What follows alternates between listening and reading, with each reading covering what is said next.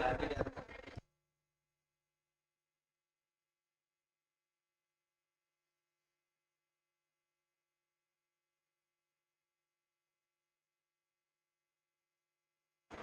Hello hello. हाँ जी भाई, good afternoon. करेंगे शुरुआत। ओके। आज ज्यादा लोग प्रोजेक्टर की तरफ शिफ्ट हो गए हैं, क्यों भाई? Hello hello hello hello. क्या बोल रहे हैं? तो आप लिख के आए क्या डेफिनेशंस? है ना, कॉन्ट्रैक्ट था, एग्रीमेंट था, तीसरा प्रॉमिस था, करेक्ट है? ओके चलिए भाई, फटाफट से रिकॉल करवा दो। आपको जो कॉन्ट्रैक्ट की डेफिनेशन दी जाती है सेक्शन नंबर है ना 2H में। यस हाय हर्षिता, सना, है ना, साक्षी, रोशनी, रुबानाज। चलिए सुनेगा, है ना सुनेगा। तो सबसे पहले आपने क्या बोला कि भाई कॉन्ट्रैक्ट की डेफिनेशन क्या है, कहां पर दी गई है? Section 2H। एंड डेफिनेशन क्या बोलती है? Contract means an agreement enforceable by law. Perfect है। ओके, फिर एग्रीमेंट का डेफिनेशन। बड़े कोने में बैठे हुए आप लोग, उधर कोई और तो नहीं है? नहीं क्या? ठंड लग रही है क्या? ओह, क्या बात है। गर्मी के मौसम में ठंडी का एहसास मिल रहा है आपको, और क्या चाहिए। चलो सुनो, तो नेक्स्ट आपने बोला एग्रीमेंट। एग्रीमेंट की definition is given in section 2E। ठीक है, एग्रीमेंट की डेफिनेशन कैसे दी गई थी? Every promise and every set of promises forming the consideration for each other, है ना, forming the consideration for each other is called as your agreement. ठीक है, देन प्रॉमिस का मतलब होता है वादा। ठीक है, एंड कंसिडरेशन की डेफिनेशन कहां पर दी थी? कंसिडरेशन के लिए डेफिनेशन क्या था? सेक्शन है ना 2D। कंसिडरेशन की डेफिनेशन थी आपके पास 2D में। देन आपके पास प्रॉमिस की डेफिनेशन कहां पर दी गई थी? मतलब एक्सेप्टेंस की डेफिनेशन सेक्शन नंबर 2B में। तो 2A में किसकी थी? 2A में थी ऑफर की, एंड 2B में आपकी एक्सेप्टेंस की। ठीक है, परफेक्ट है। ओके, एक्सेप्टेंस की डेफिनेशन मतलब प्रॉमिस की डेफिनेशन क्या थी? when the person to whom the proposal is given signifies his assent to that, or मतलब on that proposal, the proposal is said to be accepted, and proposal when accepted becomes a promise. ठीक है, done है ना। चलिए, आपका नाम क्या है? हर्ष, बोलो, बताओ एक्सेप्टेंस की डेफिनेशन। एक्सेप्टेंस की डेफिनेशन बताओ।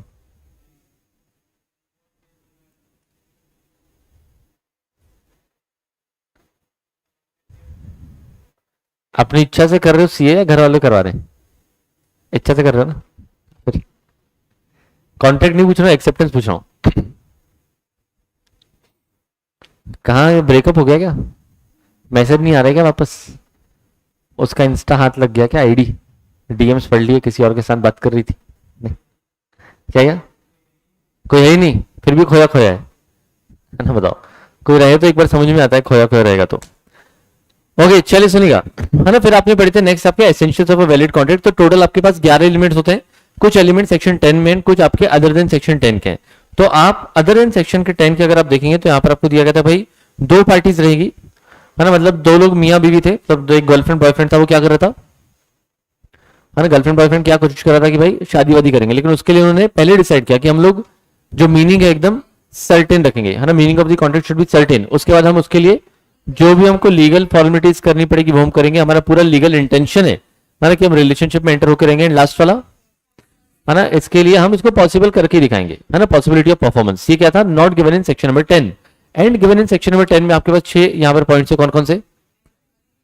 तो हमने कहा था कि हम आपको एग्रीमेंट करवा के देंगे, वो भी एकदम फ्री, है ना, जिसमें एग्रीमेंट आपको करवा देंगे फ्री। बोले तो फ्री कॉन्सेंट, है ना, फ्री कॉन्सेंट। और हमने कहा था कि भाई ये एकदम, है ना, फिर आगे क्या था कि ये, है ना, एकदम लॉफुल रहेगा, एकदम लीगल रहेगा। तो किसी ने पूछा था कि भाई आप इतने कॉम्पिटेंट हो गया, या हमने पहले बोला था पहले कॉम्पिटेंट हो गया, फिर हमने बोला हाँ हाँ एकदम लॉफुल रहेगा, एकदम लीगल रहेगा, एंड इसको, है ना, कोई वॉइड भी नहीं बोल पाएगा। ठीक है, तो ये आपके 6 पॉइंट्स है which are given in section number 10। तो आपको हेडिंग्स याद हो गई है ना, आपको हेडिंग्स याद हो गई है। ठीक है, तो हेडिंग्स में क्या क्या बोल के रखा है अपने को कि भाई एग्रीमेंट होना चाहिए, देन फ्री कॉन्सेंट होनी चाहिए, देन पार्टी जो है वो कॉम्पिटेंट होनी चाहिए, देन लॉफुल कंसिडरेशन चाहिए, then legal object, and not expressly declare to be void. ये परफेक्ट है। ओके, देन हमने नॉट गिवन इन सेक्शन 10 को पढ़ना स्टार्ट भी कर दिया था। और इसके पांचों पॉइंट्स मैंने आपको एक बार के लिए समझा दिए थे। सबसे पहले हमने कहा था कि भाई there should be at least 2 parties, है ना। एकदम लास्ट बेंच में जो बैठे आपका नाम क्या है? एकदम लास्ट में, हाँ, सौरभ। सौरभ बताओ 2 पार्टीज में क्या लिखोगे? 2 पार्टीज हेडिंग हो गई, अंदर कंटेंट क्या लिखोगे आप? आंसर लिखना पड़ा आपको तो। 2 पार्टीज होनी चाहिए मिनिमम। अभी अपने को लिखना तो इंग्लिश में।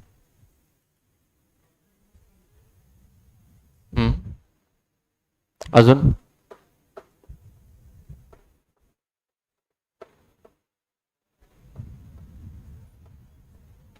The contract should have at least 2 parties and उसके बाद मेथड डिफरेंस और नॉट गिवन इन सेक्शन 10 लिख लिया याद करके। क्या बात है स्नेहा, बढ़िया। Slade Wilson, Slade Wilson notes दिया ना मैंने आपको अभी, आज भी तो सुबह मैंने भेजे। यस, दुर्गेश पांडे एकदम बढ़िया। बताओ there should be at least 2 parties and उसके बाद the parties can be natural as well as artificial.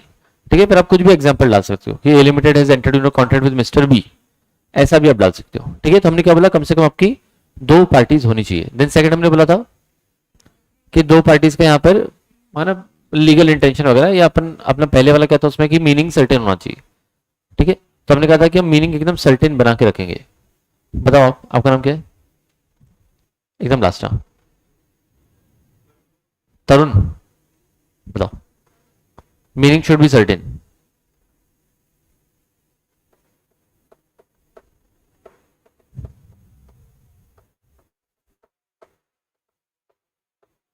Slayed Wilson मैंने यूनिट 1 के नोट्स आपको दे दिए। पलट पलट पलट के बता रहे हो, बताओ। बोलने दो, उसका पेपर तो थोड़ी लिखने वाला है। अभी तो एकदम बेसिक चल रहा है, इतना भी याद नहीं रखोगे तो कैसे चलेगा? मीनिंग समझ में आया था, मीनिंग शुड बी सर्टेन। आप बैठे थे ना परसों? परसों ही था ना, आज के नहीं, कल था। समझ ही नहीं आ रहा है कौन सा दिन है। कल ही मिले थे क्या अपन? हाँ, कल मिले थे। अब बताओ।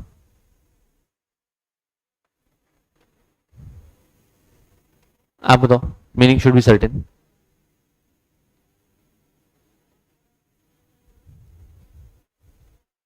ये स्नेहा कुमारी एकदम करेक्ट है, आनंद एकदम करेक्ट है। है ना, ऑनलाइन वाले जो बैठे हैं ऐसे ही समझो मैं आपको ही पूछ रहा हूँ, है ना। एक एक अपने अपने घर में जो बैठे हैं अकेले अकेले, आप ऐसे समझो आपको ही पूछ रहा हूँ, तो आपको बनना चाहिए बोलते हैं ना। भले आप जो है सामने फिजिकली नहीं बैठे हैं, लेकिन आपको भी पूछ रहा हूँ वन बाय वन, ऐसे भी समझ के चलो, मतलब आपके माइंड में रिकॉल होना चाहिए। बड़ा सिंपल सा था, है ना। आप बताइए madam, meaning should be certain. Agreement should be certain and it should not be vague और there should not be any uncertainty, है ना। इसमें थोड़ा और एड ऑन करना पड़ेगा। तो देखो आपको एक पैरा लिखना पड़ा ना, कम से कम 3 से 4 लाइन आपको लिखनी है, कम से कम। ठीक है, मतलब 2 से 3 सेंटेंस तो कम से कम बनाओगे आप, है ना। तो उसमें यस, हाँ, क्या आप बोल रहे हैं? इट मस्ट बी कम्युनिकेटेड, है ना। एग्जाम्पल कौन सा? ऑयल वाला, है ना, एग्जाम्पल ऑयल वाला। ठीक है, उसमें एग्जाम्पल भी डाल दिया तो भी चलेगा। ठीक है, देन हमने कहा था कि भाई हमारा ये क्लियर कट जो है, मतलब मीनिंग सर्टेन रखेंगे, फिर अपना legal intention as well legal, है ना। यहाँ पर फॉर्मेलिटीज पूरी करेंगे। तो लीगल इंटेंशन कौन बताएगा? लीगल इंटेंशन कौन बताएगा? लीगल इंटेंशन डेली बेसिस पर नहीं पढ़ रहे हो क्या? पढ़ रहे हो ना? डेली कितने लोग पढ़ते हैं जाने के बाद? ईमानदारी से बताओ। जाने के बाद ईमानदारी से सिर्फ 50% लोग पढ़ रहे हैं घर पे। क्यों ऐसा? बाकी क्यों नहीं पढ़ रहे? आप क्यों नहीं पढ़ रहे मैडम घर जाके? दोनों एकदम लास्ट में, एकदम लास्ट में। श्रेया, आपका श्रेया नाम है ना? आपका नाम श्रेया है ना? हाँ, आपके पीछे वाले। डेली पढ़ रहे हो क्या घर जाके? डेली बेसिस पर सभी लोग पढ़ रहे हैं क्या डेली बेसिस पर? तो फिर तो याद होना चाहिए, एकदम सिंपल था। हाँ जी, अंशु लिख सकते हो, अंशु लिख सकते हो, है ना। सौरभ पढ़ रहे हैं, बहुत बढ़िया। चलिए सुनिएगा, है ना। तो हमने क्या बोला यहाँ पर? इंटेंशन टू क्रिएट लीगल, है ना, रिलेशनशिप। मतलब क्या?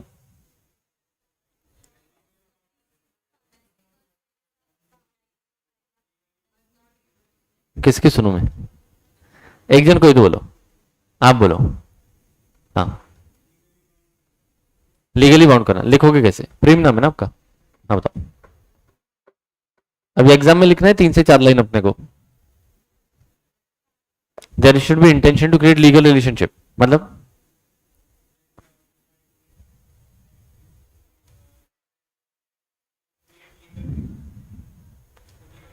ये तो हेडिंग कोई आपने आगे पीछे ऐड करके बोल दिया।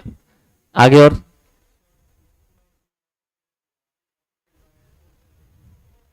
It should not be affected by, it must be free consent, वो तो अलग पॉइंट आ जाएगा। करेक्ट है ना? There should be intention to create the legal relationship between the parties, so there should be intention to bound the another party legally. हाँ, क्योंकि उसका मतलब होता है उसको सामने वाले को बांधना। तो your intention is to bound the another party and your domestic social agreements are not covered in this. और उसमें आप एक भी कोई डोमेस्टिक या सोशल का एग्जाम्पल डाल सकते हो। ठीक है, समझ आया?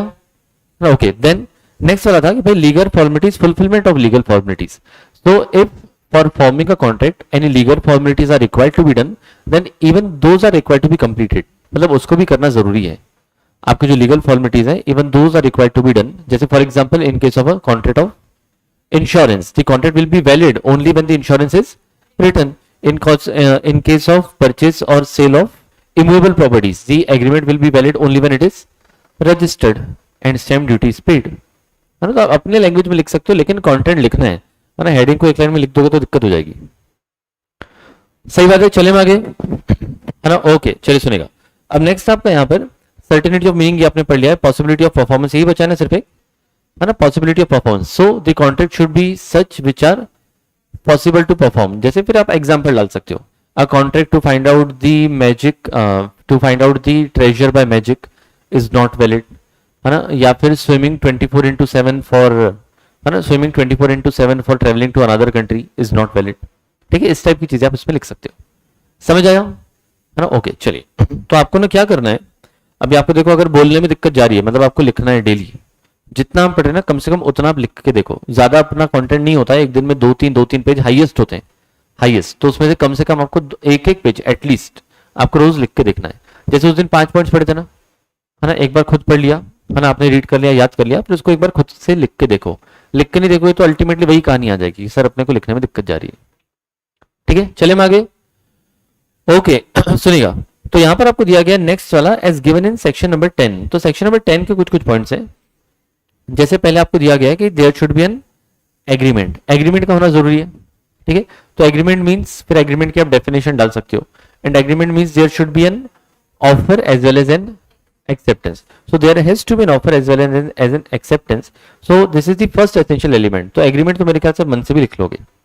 तो एग्रीमेंट लिखना रहेगा तो एक तो डेफिनेशन डाल देना, एंड दूसरा यहाँ पर ये सिंपल ये वर्ड्स डाल देना कि agreement consist of an offer as well as an acceptance. ठीक है, डन, चले हम आगे। ओके, देन नेक्स्ट हमने क्या बोला था यहाँ पर, प्री कॉन्सेंट। प्री कॉन्सेंट का मतलब क्या होता है?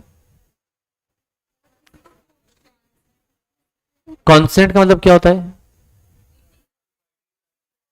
हाँ ना, कॉन्सेंट का मतलब सहमति, सिंपल वर्ड्स में। पहले तो कॉन्सेंट मीन सामने वाला अग्री कर रहा है, आप जो सामने वाला बंदा है या बंदी है वो आपकी बात मान रहा है, वो रेडी है, that is called as consent. And free consent बोले तो, है ना, यस, मतलब आपके ऊपर किसी तरह का दबाव नहीं होना चाहिए, है ना? आपके ऊपर सिंपल वर्ड्स में किसी प्रकार का दबाव नहीं होना चाहिए।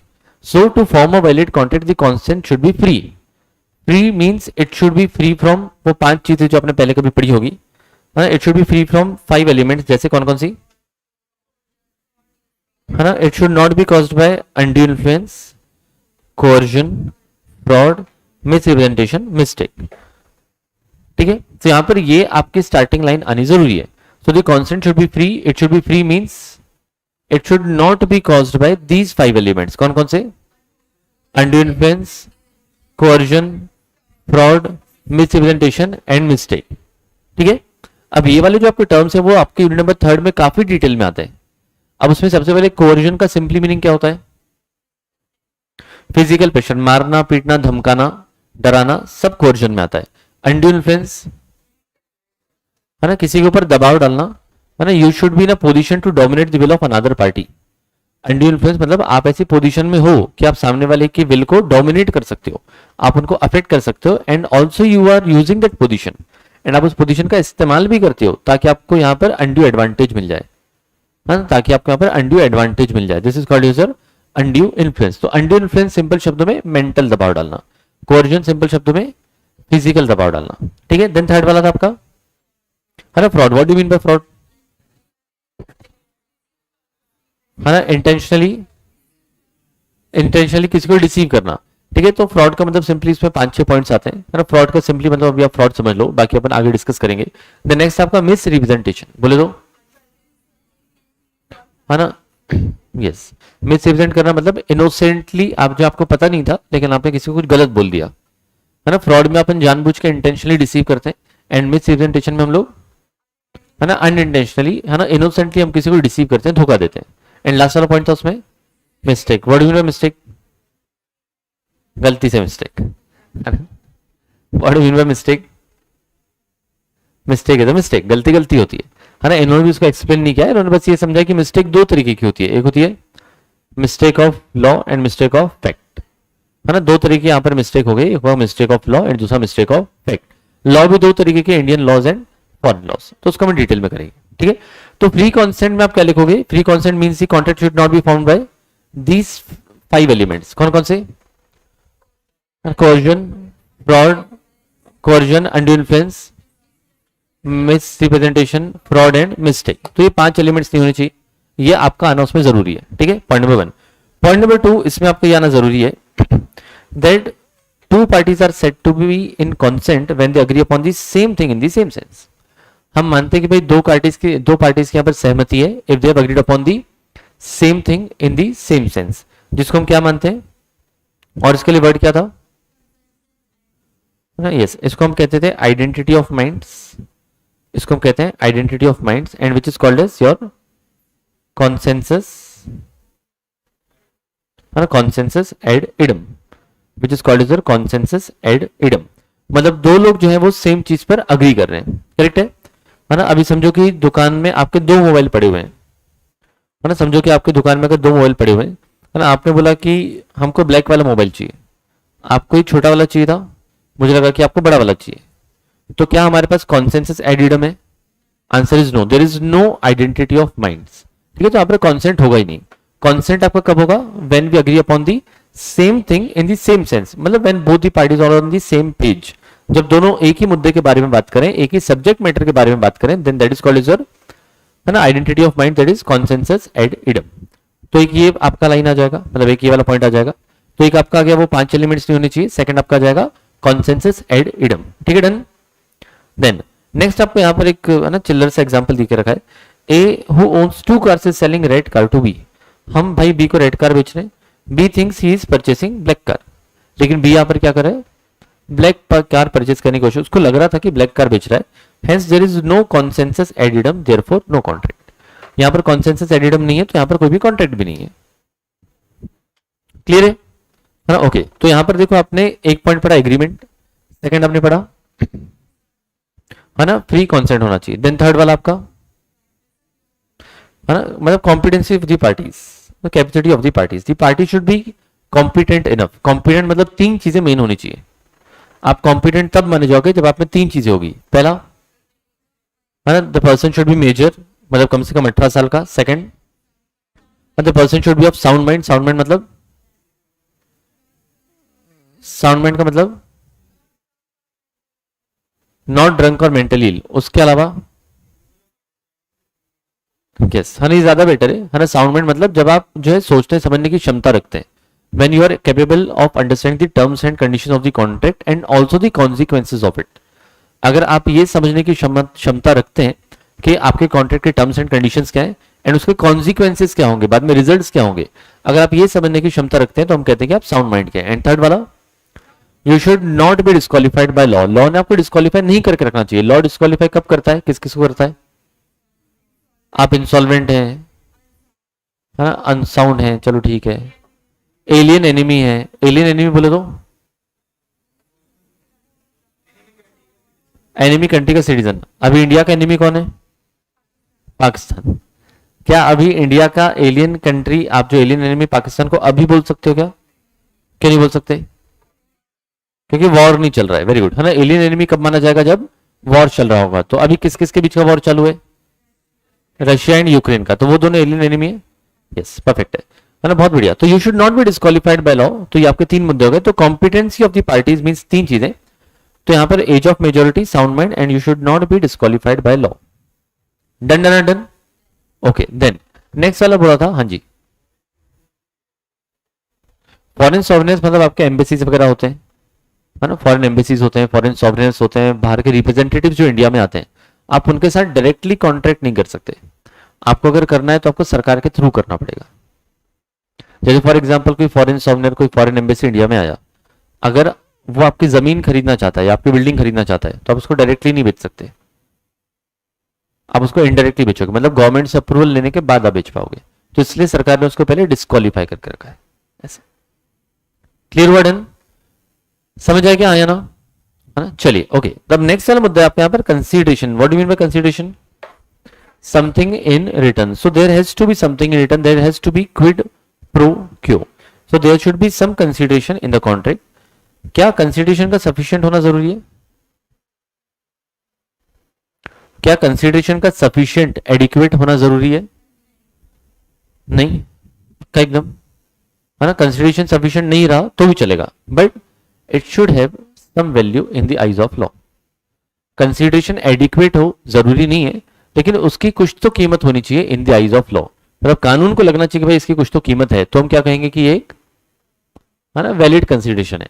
And there is a general rule, no consideration no contract, है ना। एक जनरल रूल होता है अपना, no consideration no contract, but it is exceptions as well. जैसे एक आध नेचुरल लव एंड अफेक्शन, है ना, नेचुरली प्यार मोहब्बत आपको मिल रही है ना, उसमें आपने प्रॉपर्टी किसी के नाम कर दी तो वैलिड ट्रांसफर हो जाएगा। ठीक है, नॉर्मली आपके लिए होता है नो कंसीडरेशन नो कॉन्ट्रैक्ट। ठीक है, यस। आदित्य कह रहा है बस थोड़ा तो होना चाहिए प्यार की तरह, सही बात है। ठीक है, चले में आगे, है ना। ओके, देन, है ना, नेक्स्ट आपके यहां पर दिया गया है लॉफुल कंसीडरेशन एंड ऑब्जेक्ट। तो आपका consideration as well as object दोनों लॉफुल होना चाहिए। कंसीडरेशन मतलब जो बदले में मिल रहा है, एंड ऑब्जेक्ट मतलब जो आपका पर्पज रहेगा। ठीक है, तो हमने क्या बोला थी, consideration object should be lawful. Consideration जो फ्रॉडुलेंट है या फिर किसी को इंजरी पहुंचा रहा है ना, या फिर विच इज इमोरल और opposed to the public policy is prohibited by law. तो कंसीडरेशन या आपका ऑब्जेक्टिव जो फ्रॉडुलेंट है, आप किसी को साथ आप फ्रॉड करने का प्लान कर रहे हो, या फिर, है ना, इफ इट इज फ्रॉडुलेंट, या फिर इमोरल। इमोरल मतलब जो जनरली सोसाइटी एक्सेप्ट नहीं करती है ना, which is not generally accepted by the society is immoral, है ना। या फिर oppose to the public policy, या फिर causing injury to another person और his property. Injury to another person और हिज प्रॉपर्टी मतलब आप सामने वाले को नुकसान पहुंचा रहे हो, या तो उसके नाम को या तो उसकी प्रॉपर्टी को। ठीक है, एंड लास्ट वाला उसमें क्या लिखा है, लास्ट वाला उसमें क्या लिखा है, इफ इट इज, है ना, प्रोहिबिटेड बाय लॉ, है ना। और उसमें क्या लिखा, opposed to the public policy. What do you mean by opposed to the public policy?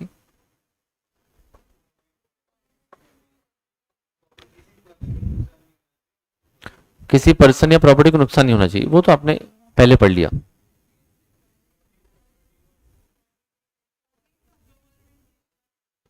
क्या बोल रहे हो? अगेंस्ट पब्लिक पॉलिसी,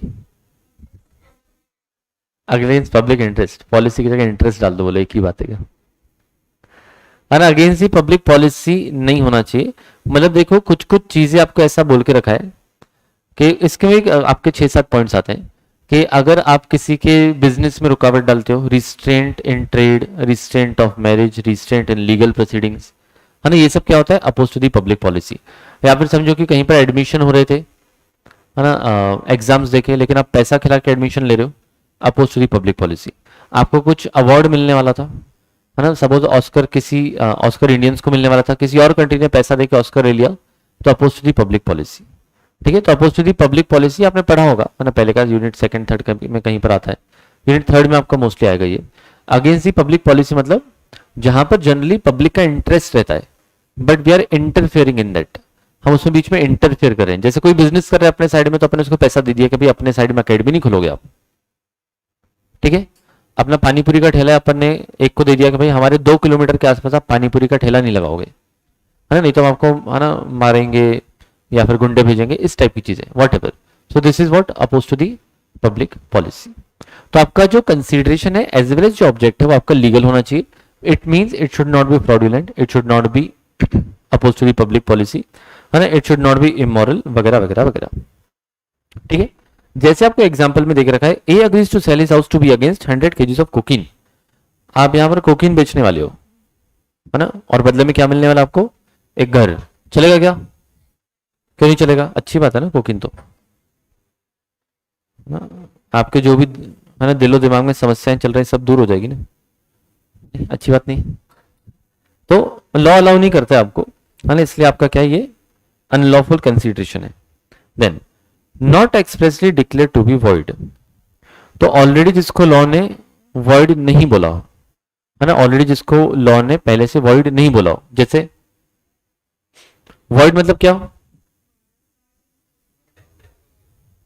है ना, सानिका जी वेरी गुड, है ना, तो यहां पर क्या बोला है कि भाई डिक्लेयर टू बी वॉइड, तो वॉइड का मतलब क्या, विच इज नो वैल्यू, है ना, which is not enforceable by law. ठीक है ना, so agreement must be entered into which the law declares to be either illegal और वॉइड। ऐसा कोई भी आपको एग्रीमेंट नहीं करना है जो पहले से लॉ ने क्या करके रखा है, इलीगल या फिर वॉइड बोल के रखा है, वो आपको नहीं करना है। जैसे मर्डर, थेफ्ट, गैमलिंग, है ना, स्मगलिंग, या डीलिंग विद अ माइनर, या dealing with a disqualified person वगैरह वगैरह। तो ये सारी की सारी चीजें आ जाएगी आपकी, है ना, not expressly declare to be void. बोले समझ आया? हाँ या ना?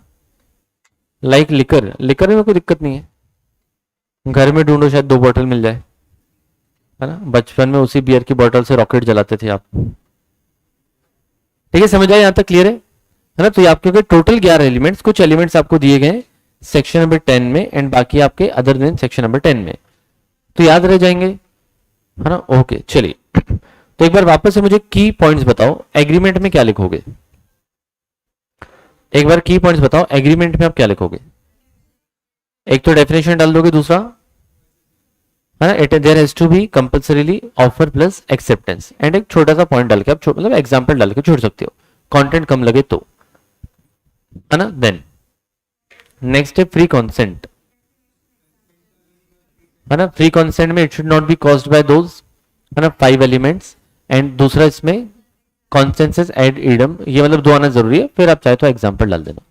ठीक है, देन थर्ड वाला कॉम्पिटेंसी ऑफ दी पार्टीज, तो इसमें वो 3 चीजें, है ना, मतलब मेजर होना चाहिए, साउंड माइंड होने चाहिए, and should not be disqualified by law, है ना। नॉट एक्सप्रेसली का मतलब Swati, not expressly declare to be void by law, मतलब जिसको ऑलरेडी लॉ ने वॉइड बोल के नहीं रखा हो। एक्सप्रेस करना मतलब होता है बोलना या बताना, तो जिसको लॉ ने ऑलरेडी वॉइड नहीं बोल के रखा हो, इलीगल नहीं बोल के रखा हो, ऐसे काम आप कर सकते हो। नेक्स्ट आपका lawful consideration and lawful object, तो जो भी आपको बदले में मिल रहा है या जो भी आपका ऑब्जेक्टिव है, जो भी पर्पज है, दैट शुड बी लॉफुल। ठीक है, एंड लास्ट वाला आपका not expressly declare to be void, not expressly declare to be void, तो वो ऑलरेडी वॉइड नहीं बोला होना चाहिए, जैसे आपने अभी जो बोला मर्डर, डकैती, डेकोइटी वगैरह वगैरह, ये सब चीजें क्लियर है? यहां तक चले आगे, है ना। ओके सुनेगा, अब नेक्स्ट आपको यहां पर दिया गया है आपके टाइप्स ऑफ कॉन्ट्रैक्ट। ये तो बड़े सिंपल सिंपल चिल्लर चिल्लर से, हाँ, पढ़ा होगा आपने एकदम बचपन में, आपको याद भी होंगे मोस्टली। तो सबसे पहले आपको बोला है on the basis of validity या फिर इनफोर्सिबिलिटी, सबसे पहले आपको बोला है वैलिडिटी या फिर इनफोर्सिबिलिटी। तो सबसे पहले वैलिड कॉन्ट्रैक्ट, कौन बताएगा वैलिड कॉन्ट्रैक्ट? आप बताओ बताओ बताओ बताओ।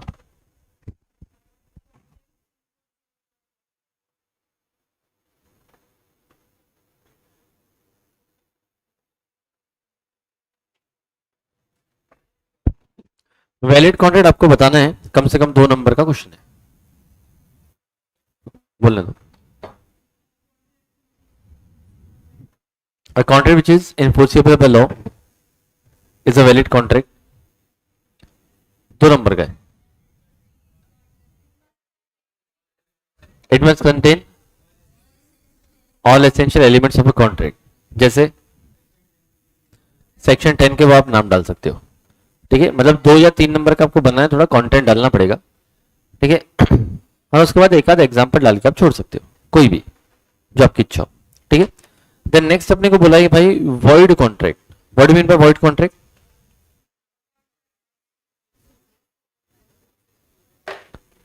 हैं जी, बहुत जोर से बोल रहे हो आप लोग। A contract which ceases to be enforceable by law becomes void when it ceases to be enforceable। मतलब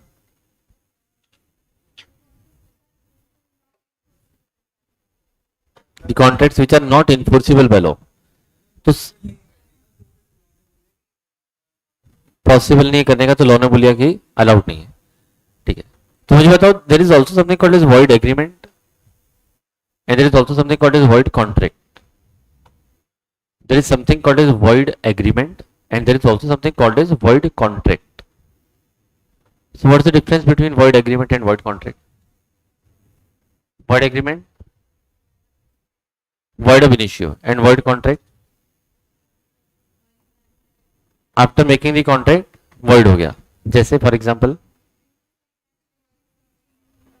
ड्यू टू, हाँ करेक्ट बोल रहे हो आप, due to change in circumstances और चेंज इन लॉ, है ना, ये हो गया आपका void contract agreement, contract. And void agreement का एग्जांपल ड्रग्स बेचना, बढ़िया परफेक्ट है, बहुत शानदार, है ना। चलिए, तो वॉइड कॉन्ट्रैक्ट देखो इसका नाम क्या है, वॉइड कॉन्ट्रैक्ट, मतलब ये पहले कॉन्ट्रैक्ट बना फिर वॉइड हो गया, मैंने इसके नाम से आपको समझेगा, ये वॉइड कॉन्ट्रैक्ट है, मतलब ये कॉन्ट्रैक्ट था पहले लेकिन बाद में वॉइड हो गया। क्यों वॉइड हो गया? या तो चेंज इन सर्कमस्टेंसेज हो गए या तो चेंज इन लॉ हो गया, ठीक है। तो मैं आपको समझो दुबई से यहाँ पर गोल्ड मंगवा के देने वाला था, हमारा ये एग्रीमेंट हुआ, तो ये वैलिड था, कोई दिक्कत नहीं थी। अचानक से सरकार ने लॉ में चेंज कर दिया कि दुबई से आप 1 ग्राम भी गोल्ड नहीं ला सकते, तो कॉन्ट्रैक्ट पहले वैलिड था लेकिन चेंज इन लॉ हो गया या चेंज इन सर्कमस्टेंसेस हो गए, तो वो कॉन्ट्रैक्ट आपका हो जाएगा अब वॉइड, मतलब अब आप उसको एनफोर्स नहीं करवा पाओगे, ठीक है। और मैंने आपको पैसे दिया था कि भाई किसी का मर्डर करना है, तो वो स्टार्टिंग से ही वॉइड था, दैट वाज वॉइड अब initio, so that was your void agreement, ठीक है। चलिए, तो इसको एक एक करके अपन कंटेंट वाइज पढ़ लेते हैं। सबसे पहले आपको यहाँ पर दिया गया है वैलिड कॉन्ट्रैक्ट। तो वैलिड कॉन्ट्रैक्ट में an agreement which is binding and enforceable, तो ये आपके की वर्ड्स हैं जो आने चाहिए, यानी आपके लीगल वर्ड्स हैं जो आपके आने चाहिए, ठीक है। So a contract which is binding and enforceable is called as your valid contract. So it must contain all the essential elements of a valid contract. फिर कोई भी चिल्लर सा एग्जांपल आपके जो मन वो डाल सकते हो, कि आप किसी को बाइक बेच रहे थे, कार बेच रहे थे, घर बेच रहे थे, शक्कर बेच रहे थे, मोबाइल बेच रहे थे, जो आपकी इच्छा, कोई भी आप अपने हिसाब से एग्जांपल डाल सकते हो, कोई दिक्कत नहीं, ठीक है। तो वैलिड कॉन्ट्रैक्ट में 2 चीजें आनी जरूरी है, पहला वाला it should be binding and enforceable, and second वाला it should contain all the essential elements of a contract, valid contract, ठीक है। तो आपका पहला वाला हो गया on the basis of enforceability. Then next इसमें आपका वॉइड कॉन्ट्रैक्ट। तो वॉइड कॉन्ट्रैक्ट हमने क्या बोल के रखा है, a contract which ceases to be enforceable by law becomes void when it ceases to be enforceable। Cease करने का मतलब क्या होता है, स्टॉप हो जाना, रुक जाना, है ना। सीज करने का मतलब होता है यहां पर रुक जाना, परफेक्ट है ना। सुनेगा, तो इसको आपको क्या देखना है, अ कॉन्ट्रैक्ट, एक कॉन्ट्रैक्ट था which ceases to be enforceable by law, a contract which ceases to be enforceable by law। एक कॉन्ट्रैक्ट था जो इन्फोर्स होना स्टॉप हो गया by law, a contract which ceases to be enforceable by law becomes void, it becomes void when it ceases to be enforceable, ठीक है। a contract, एक contract था which ceases to be enforceable by law, मतलब law ने उसको enforce करवाना बंद कर दिया, देन दैट बिकेम वॉइड। कब वॉइड हो गया, when it ceases to be enforceable. तो जब लॉ ने बोला कि भाई अब ये इन्फोर्स नहीं हो पाएगा, तब ये वॉइड हो गया, ठीक है। वापस से, so what do mean by void contract, a contract which ceases to be enforceable by law becomes void when it ceases to be enforceable, it is called as a void contract। means in simple words initially it was a valid contract, है ना। in simple words initially it was a valid contract but it became void due to change in the circumstances or change in the law। मतलब पहले valid था लेकिन बाद में void हो गया। क्यों वॉइड हो गया? क्योंकि या तो लॉ में चेंज हो गया या तो सर्कमस्टेंसेस में चेंज हो गया। क्लियर है ना? जैसे फॉर एग्जांपल कोई बंदा आपकी पेंटिंग बनाने वाला था, लेकिन आपने उसके साथ कॉन्ट्रैक्ट किया, आपके घर से बाहर निकला, बेचारा ट्रक के नीचे आके मर गया। तो कॉन्ट्रैक्ट पहले तो वैलिड था लेकिन बाद में चेंज इन सर्कमस्टेंसेस हो गया तो हो जाएगा वॉइड। अच्छा वो मर गया तो उसका बेटा या बेटी बना सकता है क्या? क्योंकि नहीं बना सकता, क्योंकि पर्सनल स्किल्स इन्वॉल्व है। वेरी गुड, ठीक है, डन है ना? चलिए, तो हमने क्या बोला? A contract which ceases to be enforceable by law becomes void when it ceases to be enforceable. तो इसका आप रीजन लिख सकते हो, है ना? इसके आप रीजन लिख सकते हो। इसके मेन दो रीजन है क्या? चेंज इन सर्कमस्टेंसेस या फिर चेंज इन लॉ। तो ये दो रीजंस भी उसमें लिखना तो ज्यादा बेटर है, चेंज इन सर्कमस्टेंसेस या फिर चेंज इन लॉ। जमाने बाद देखा क्या ये चेंज वाला? चेंज इन सर्कमस्टेंसेस या फिर चेंज इन लॉ। ठीक है, डन डन डन। चले हम आगे। ओके, तो ये क्या था आपका? Void contract. देन नेक्स्ट है आपका वॉइडेबल कॉन्ट्रैक्ट। वॉइडेबल का मतलब क्या होता है? एक पार्टी के लिए इन्फोर्सिबल है। बाइंडिंग का मतलब, कौशिक, बाइंडिंग का मतलब होता है बांधना। बाइंडिंग का मतलब होता है दूसरी पार्टी को बांधना, that is called as binding, है ना? हाँ जी, एक पार्टी के लिए वैलिड है, इन्फोर्सिबल है, अदर पार्टी के लिए इन्फोर्सिबल नहीं है, that is called as your voidable contract. Voidable मतलब सिंपल शब्दों में कैंसिलेबल। वॉइडेबल मतलब सिंपल शब्दों में कैंसिलेबल, जिसको आप कैंसिल करवा सकते हो, है ना? वॉइडेबल मतलब कैंसिलेबल, जो आप कैंसिल करवा सकते हो अगर आपकी इच्छा होगी तो। आपकी इच्छा नहीं होगी तो कैंसिल मत करवाओ। कैंसिल सिर्फ वो करवा सकता है जिसने गलत किया है या जिसके साथ गलत हुआ है। जिसके साथ गलत हुआ है और उसको हम क्या बोलते हैं? एग्रीव्ड पार्टी, और उसको कहते हैं पीड़ित व्यक्ति, एग्रीव्ड पार्टी। तो कैंसिल सिर्फ और सिर्फ एग्रीव्ड पार्टी करवा सकती है जिसके साथ गलत हुआ है। ठीक है, so this is the meaning of simply or voidable contract. तो इन्होंने लिखा कैसे? An agreement which is enforceable by law. एक एग्रीमेंट जो लॉ इन्फोर्स तो करवा सकता है, but at the option of one or more parties thereto, but not at the option of other or others. A contract which is enforceable by law, law उसको लागू तो करवा सकता है, at the option of one or more parties मतलब किसी के बोलने पर इन्फोर्स करवा सकता है, but not at the option of other or others. So a contract which is enforceable by law at the option of one or more parties मतलब किसी के कहने पर इन्फोर्स हो भी सकता है एंड दूसरे के कहने पर इन्फोर्स नहीं हो सकता है, that is called as your voidable contract. मतलब समझो कि अगर ए ने बी के साथ गलत किया है तो B is the aggrieved party, है ना? B is the aggrieved party. तो जैसे यहां पर समझो कि ए ने, है ना, बी के सर पे जो है बंदूक रखा था, है ना, और उसकी प्रॉपर्टी जो है उसने परचेज कर ली, और उसकी प्रॉपर्टी उसने परचेज कर ली। तो फिर अग्रीव्ड पार्टी कौन है? बी, है ना? तो ये कॉन्ट्रैक्ट इन्फोर्स तो करवा सकता है लॉ, किसके कहने पर? है ना, इन्फोर्स करवा सकता है ए के कहने पर एंड नहीं करवा सकता है बी के कहने पर। मतलब ए ने बोला कि भाई इन्फोर्स करो तो ये तो चाहता ही है ना इन्फोर्स हो जाए, लेकिन but not at the option of, है ना, बी, अदर और अदर्स। मतलब बी ने मना किया तो नहीं करवा पाएंगे। मतलब ऐसा कॉन्ट्रैक्ट जो एक पार्टी के कहने पर हो सकता है एंड दूसरे की पार्टी के कहने पर कैंसिल करना पड़ेगा, that is called as your voidable contract. तो सिर्फ मैं याद रखने के पॉइंट ऑफ व्यू से बता रहा हूँ, मीनिंग तो आपको समझ चुके हैं। और मीनिंग तो ये कि भाई जो अग्रीड पार्टी जिस कॉन्ट्रैक्ट को कैंसिल करवा सकती है that is called as your voidable contract. तो अगर आपको प्रॉपर डेफिनेशन लिखनी होगी, so a contract which is enforceable by law at the option of one or more parties but not at the option of other or others is a voidable contract. ठीक है, ये तो आपकी definition हो गई legal words में। बाकी जो आप सिंपल वर्ड्स में बोल रहे थे आप लिख सकते हो, है ना? सिंपल वर्ड्स में फिर क्या लिखोगे? A contract which can be cancelled by the aggrieved party is called as your voidable contract। ऐसे भी आप लिख सकते हो, कोई दिक्कत नहीं। ये लिखने के बाद फिर आप यहाँ पर एग्जाम्पल डाल सकते हो, है ना? एग्जाम्पल यूज्ड कोवर्जन या फिर undue influence and bought, है ना, B's property, then in this case the consent was, है ना, not free, so the contract became voidable at the option of the aggrieved party। जो भी ए या बी जो भी आपने नाम लिखा है, ठीक है, समझ आया? ओके, चलिए, डन डन डन। चले हम आगे। ओके, सुनो, तो यहाँ पर आपको दिया गया है ना ये इनफोर्सिबल वाला। तो हमने बोला है कि when one party is in a position to avoid performing his part, ये वॉइड नहीं है, when one of the party in a position to avoid performing his part, जब एक पार्टी अपने काम को अवॉइड कर सकती है, मतलब वो मना कर सकती है अपना काम करने से, उसको हम कहते हैं है ना वॉइडेबल कॉन्ट्रैक्ट। तो ये होता है mainly because of same coercion, and influence, fraud वगैरह वगैरह वगैरह। समझ आया है ना? तो आपने अभी तक देखो तीन पढ़े, कौन कौन से? वैलिड पढ़ा, वॉइड पढ़ा एंड वॉइडेबल पढ़ा। ठीक है, चले हम नेक्स्ट वाले पर। ओके, नेक्स्ट वाले देखिए आपका यहाँ पर इलीगल कॉन्ट्रैक्ट है ना। नेक्स्ट वाला आपका यहाँ पर illegal contract. Now what do mean by illegal contract?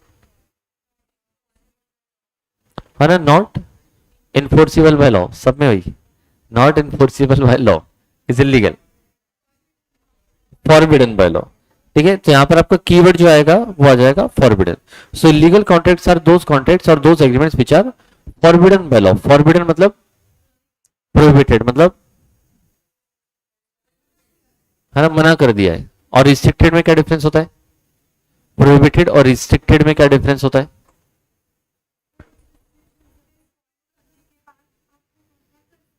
Perfect.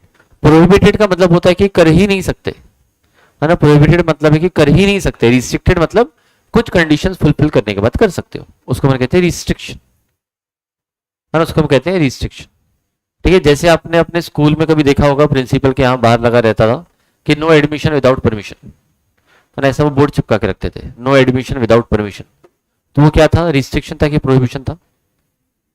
Restriction था, मतलब जा तो सकते हो लेकिन है ना परमिशन लेने के बाद। आप किसी मॉल वॉल में जाते हो तो वहां पर लिखा रहता है कि भाई entry prohibited, only staff allowed, जा ही नहीं सकते, पूछने के बाद भी अंदर नहीं जा सकते, that is called is prohibition. तो प्रोहिबिशन मतलब जो आप कर ही नहीं सकते, एंड रिस्ट्रिक्शन मतलब जो आप कर तो सकते हो लेकिन कुछ कंडीशंस पूरी करने के बाद। परफेक्ट है, चलिए। तो यहाँ पर हमने क्या बोला है? Contracts which are forbidden by law or called as illegal contracts. So court will not enforce the contract or any other connected contracts, है ना। आपका जो मेन कॉन्ट्रैक्ट है उसको भी इन्फोर्स नहीं करवाएंगे, एंड जो आपका कनेक्टेड कॉन्ट्रैक्ट है उसको भी हम यहाँ पर लागू नहीं करवाएंगे। All illegal agreements are void but all void are not illegal. जैसे R agrees to S to purchase brown sugar. Now what do mean by brown sugar? Brown sugar क्या है? ब्राउन शुगर, आप कैफे में कभी गए हो अगर, तो सामने देखो शुगर के पैकेट्स रखे रहते हैं, है ना। तो कुछ पैकेट्स ब्राउन कलर के भी होते हैं, देखेंगे आपने शुगर के, कि ध्यान नहीं दिया? अभी ध्यान नहीं दिया, अभी धीरे धीरे चालू करोगे आप, ये सब शौक पानी आपके, है ना।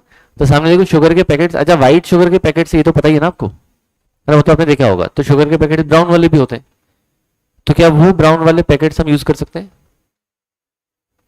आप बड़े रेस्टोरेंट में तो यूज करोगे ना, कि नहीं करोगे? जब ब्राउन शुगर क्या होता है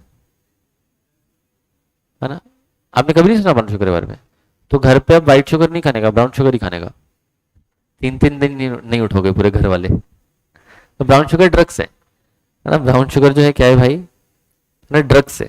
ठीक है, so R agrees to S to purchase brown sugar. नहीं तो आपको लगेगा कि जैसे ब्राउन ब्रेड होती है, ब्राउन राइस होता है, वैसे बोले ब्राउन शुगर होता होगा, ले लो बोले ऑर्गेनिक, तो ऐसा नहीं है।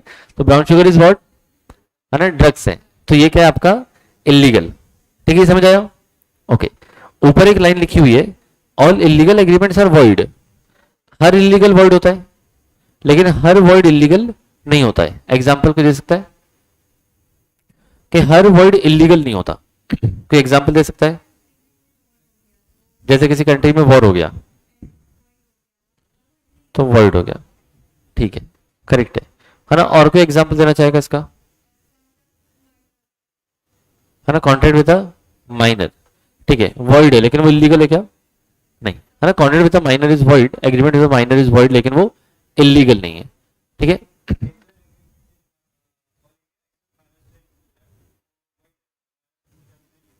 कौन सा? वेजर वाला, यस करेक्ट है ना। सर तो कैफे में क्यों रखते हैं?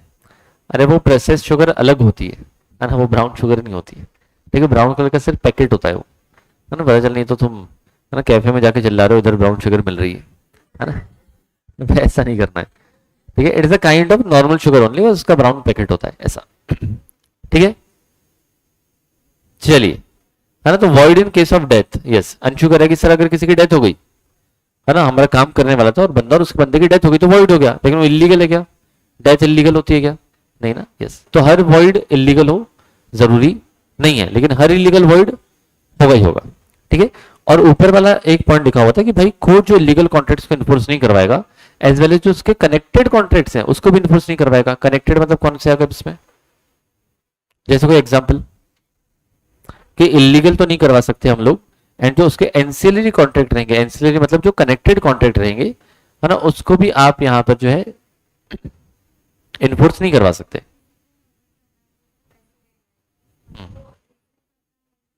परफेक्ट, है ना, यस। तो आपने ये देखा था क्या, मेरा मैराथन देख रखा है क्या ऑलरेडी? नहीं, अच्छा सुनो, है ना, समझो कि, है ना, आपका नाम क्या है? नहीं, सामने के पीछे आदित्य, आदित्य ना? क्या हो गया आदित्य, गुमसुम गुमसुम क्यों बैठा है? क्या चेहरा ही वैसा है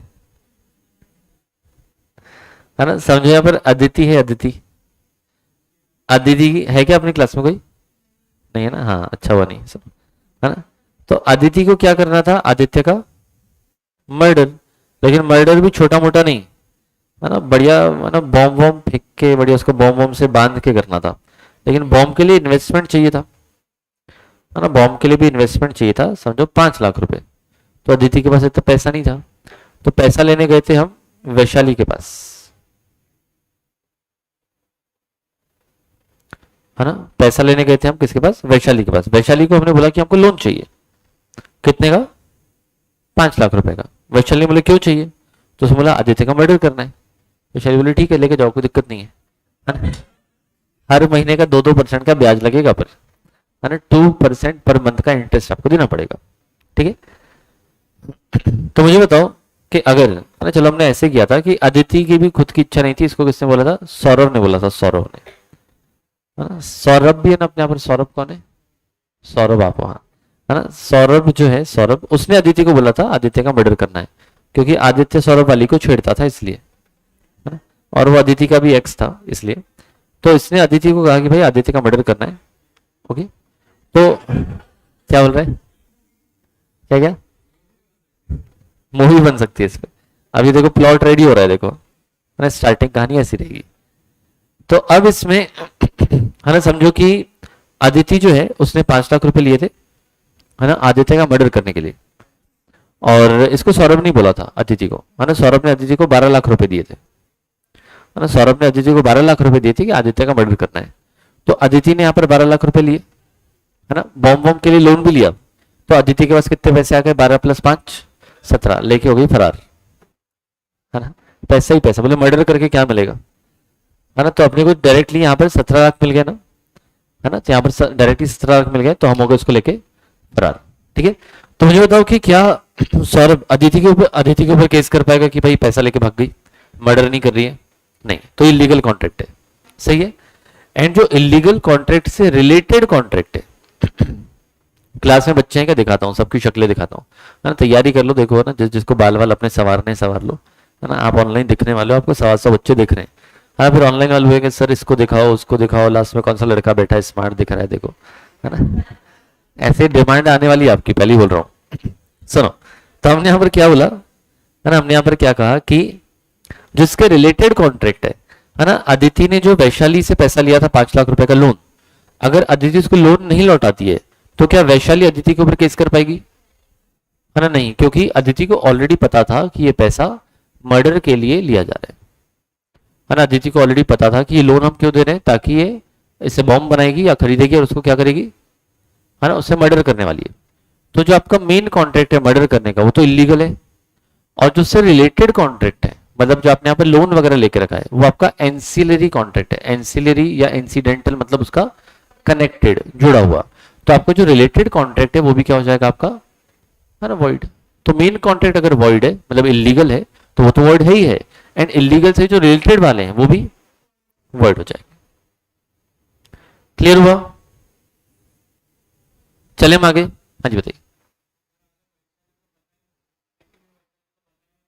फिर ले सकती, फिर केस कर सकती। है ना। अगर यहाँ पर वैशाली बेचारी को पता नहीं था कि मर्डर के लिए पैसा यूज होने वाला है तो केस कर सकती है क्या, हाँ गुड फेथ में। तो लॉ में तो हर जगह ऐसे ही होता है ना। पूरा लॉ जो है वो आपके सबूतों पर और गवाहों पर चलता है ना। मैंने एक काला हिरन मारा, आपको कैसे पता मैंने मारा, है कि नहीं। चल रहा है ना केस लंबा चौड़ा, हो गया खत्म मतलब, है ना। फिर भी लेकिन वो बिश्नोई पीछे पड़ा है अभी तक, है ना, कि भाई माफी मांगो नहीं तो मर्डर कर देंगे, है ना। लॉरेंस बिश्नोई, करेक्ट है ना। मैंने फुटपाथ में 4 लोगों के ऊपर गाड़ी चढ़ा दी, मैं तो बोलूंगा मैंने नहीं चढ़ाई। तो लॉ का पूरा खेल ही ऐसे चलता है किस पे, सबूत और गवाहों पर, है तो ठीक, नहीं तो एंजॉय लाइफ, है कि नहीं। समझ आए, चले हम आगे, है ना, चले हम आगे। ओके, सुनेगा, है ना। तो यहाँ पर क्या बोल के रखा है कि अगर आपका जो इलीगल कंटेंट है, तो इसमें देखो, है ना, आपको ये पूरा का पूरा कंटेंट प्रॉपर दिया हुआ है। पहला, illegal content is something which is forbidden by law. Second, if the main content is illegal, even the connected contents will be illegal and cannot be enforced. Then third वाला, all illegal are void but all void are not illegal, ठीक है। And चौथा वाला आपका brown sugar. चले हम आगे, इतना क्लियर है, ओके। देन लास्ट वाला आपका अनइनफोर्सिबल कॉन्ट्रैक्ट। अनइनफोर्सिबल कॉन्ट्रैक्ट मतलब अ कॉन्ट्रैक्ट विच है some kind of technical defect. Unenforceable contract मतलब a contract which has some kind of technical defect, but once the technical defect is removed, the contract can be enforced. मतलब इस contract में कोई तो technical defect है, लेकिन एक बार अगर आप टेक्निकल डिफेक्ट को रिमूव कर देते हो तो आपका कॉन्ट्रैक्ट जो है वो वैलिड मान लिया जाएगा। जैसे फॉर एग्जांपल ओरल कॉन्ट्रैक्ट्स, ठीक है, और उसके अलावा कॉन्ट्रैक्ट में डेट गलत हो गई, परफेक्ट है ना, डेट आपने सही कर दी तो कॉन्ट्रैक्ट वैलिड हो जाएगा। चेक पे साइन नहीं की, साइन मिसिंग है, तो फॉर एग्जांपल मैं आपको जो एक शेयर सर्टिफिकेट दे रहा था, शेयर सर्टिफिकेट में कम से कम समझो 2 डायरेक्टर्स की साइन चाहिए थी, एक की है और एक की नहीं है ना। एक की साइन है और दूसरे डायरेक्टर की साइन नहीं है, तो अभी के लिए आपका कॉन्ट्रैक्ट क्या हो जाएगा, अनएनफोर्सिबल। मतलब इसमें एक टेक्निकल डिफेक्ट है, लेकिन जैसे ही दूसरे डायरेक्टर की हम लोग साइन ले लेंगे तो आपका कॉन्ट्रैक्ट हो जाएगा वैलिड, है ना। फिर आपका कॉन्ट्रैक्ट क्या हो जाएगा यहाँ पर, वैलिड, है ना। यस मिहिर, 1 ही मिनट रुको, ये बस लास्ट वाला केस था, इसको मैं कंप्लीट करवा देता हूँ इसलिए रुका था, ठीक है। चलिए इसको एक बार रीड कर लेते हैं। So when the contract is good in substance, वैसे तो सब कुछ सही है ना, उसका कंटेंट, उसका जो भी टर्म्स एंड कंडीशंस थी सब परफेक्ट था, but it has some kind of technical defect, means absence in writing, हो सकता है कि ओरल था, या barred by limitation. What do mean by barred by limitation, what do mean by barred by limitation. तो हमारे पास एक कानून होता है जिसका नाम है लिमिटेशन एक्ट, है ना। हमारे पास एक कानून होता है और जिसका नाम क्या होता है, limitation act. And limitation act क्या बोलता है,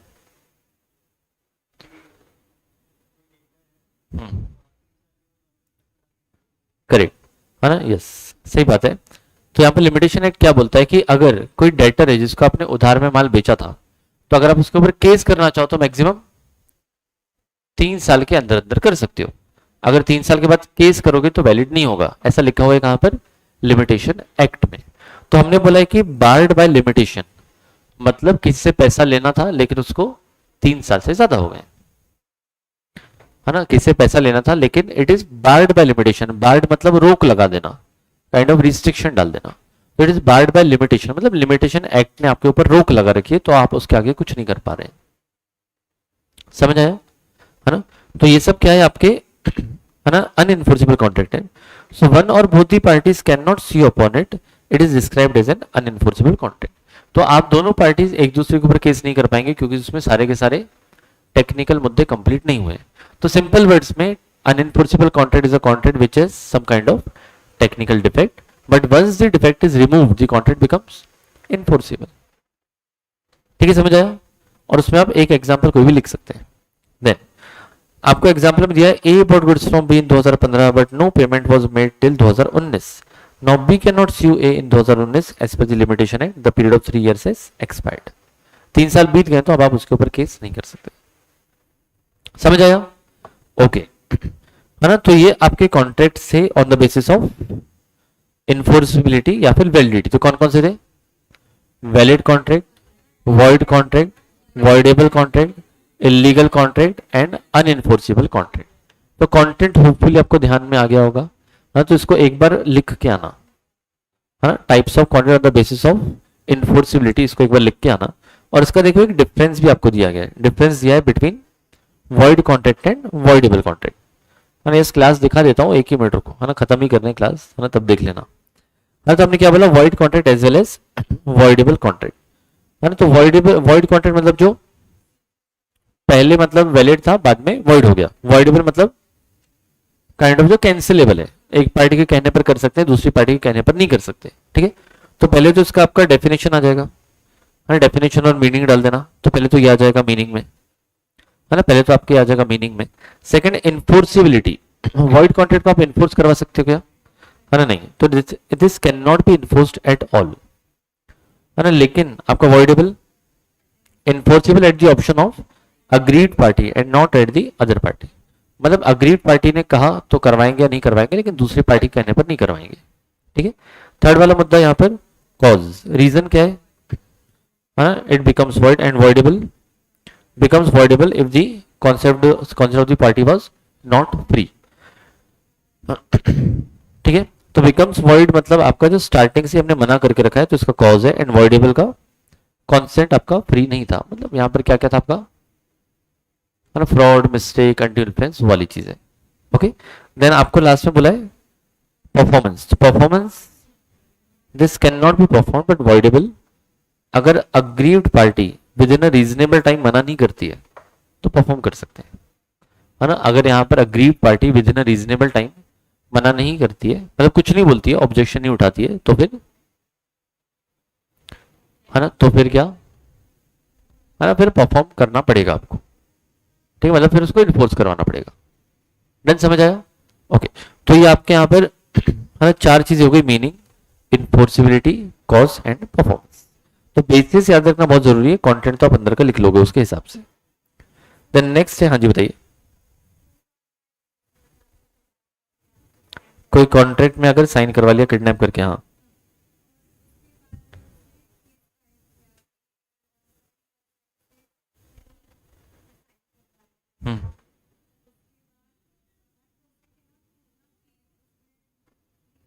भूल जाओ फिर, है ना। अगर किसी ने आपको किडनैप करके आपकी प्रॉपर्टी लेके आपसे साइन करवा लिया है ना, बाद में आप कोर्ट में केस करोगे तो वो आप ही को प्रूव करना पड़ेगा कि भाई आपके साथ गलत हुआ था। नहीं कर पाए तो भूल जाओ प्रॉपर्टी, पूरा लॉ उसी बेसिस पर चलता है ना। क्या फ्री कंसेंट प्रूव प्रूव कैसे करोगे, ठीक है, ये सामने वाली पार्टी को प्रूव करना है ना। वो तो बता देगा, जैसे, है ना, आपने ये अभी अजय देवगन की कौन सी मूवी थी, मर्डर वाली, 2 अक्टूबर 3 अक्टूबर, दृश्यम, दृश्यम, हाँ, तो उसमें इल्जाम लगाया था, है ना, इसके ऊपर, अजय देवगन के ऊपर, तो उसने प्रूव कर दिया कि भाई मैं तो सत्संग के लिए बाहर गया था, है कि नहीं। तो ऐसे टाइप से आपको प्रूव करना पड़ता है। तो, है ना, पूरा जो लॉ चलता है वो आपके गवाहों और सबूतों के बिना पर चलता है, ठीक है। प्रूव कर पाए तो ठीक है, नहीं तो एंजॉय लाइफ, है ना। यस, स्नेहा कुमारी, यस। चलिए डन है, क्या समझ आया क्या, है ना, ओके। ऑनलाइन वाले बच्चों को एक बार क्लास दिखा देते हैं, है ना, देख लो भाई। तो ये हमारी सीए फाउंडेशन की क्लास, है ना, ये हमारे देखो, है ना, बच्चे हैं, 7 सर क्या हैं कितने, है ना, देख लो भाई कौन कौन से चेहरे हैं, फिर बोलोगे ये नहीं दिखाया वो नहीं दिखाया, है ना, ओके। देखो यहाँ पर खाने पीने का आइटम भी आपके लिए रखा है, पेंट्री, है ना। बच्चों को जब ब्रेक लेना होता है तो बढ़िया अंदर बिस्किट, चाय, कॉफी पड़े हुए हैं, है ना, कोकम शरबत, है ना, और उसके अलावा कोल्ड ड्रिंक्स, बोनविटा, जो जो जिसको चाहिए। तो यहाँ पर देखो हमने ये पेंट्री भी बना के रखी है, तो यहाँ पर खाने पीने का आइटम भी है, ठीक है। 3-4 प्रोजेक्टर है, 3-4 एसी है, कैमरा है ना, ऐसी चीजें, ओके। चलिए भाई, तो हम आज के लिए पर रुकते हैं। थैंक यू सो मच, बहुत बहुत शुक्रिया। कल मुलाकात करेंगे, कल क्या है, सैटरडे ना, हाँ यस, कल मुलाकात। शायरी सुनाओ, चलो शायर, आप में से कोई सुनाता होगा तो आ जाओ, कोई होगा आपके यहाँ पर गायक होगा, गायक शायरी सुनाते, आ जाओ, आ जाओ, आ जाओ। क्या नाम है आपका, साहिल, साहिश, ऐसे, साइश, ओह, पहली बार सुन रहा हूं मैं नाम साइश। मीनिंग क्या होता है साइश का, हाँ हाँ, अच्छा, उनके ऊपर रखा है क्या, चलो। मैंने क्या बोला, मेहर, एक मिनट, देखो साइश शायरी सुना रहे हैं ना, हाँ, जो जो जो आपको जमे वैसे ही सुनाओ, कोई दिक्कत नहीं।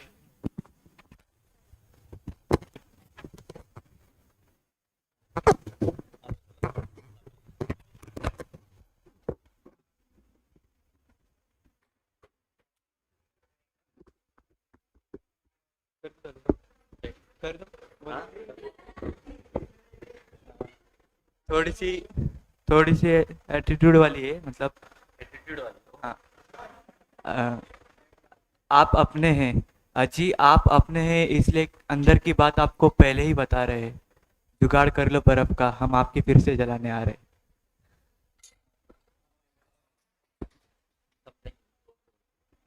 देर से बोलो।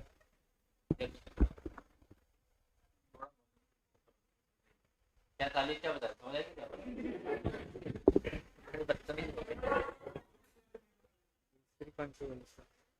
कोई नहीं कुछ तो कैसी को वापस सुना दो, थोड़ा स्लो डाउन करके सुनो, स्लो डाउन थोड़ा वॉइस करो। अजी आप अपने हैं, इसलिए एक अंदर की बात आपको पहले ही बता रहे हैं। जुगाड़ कर लो बर्फ का, हम आपकी फिर से जलाने आ रहे हैं।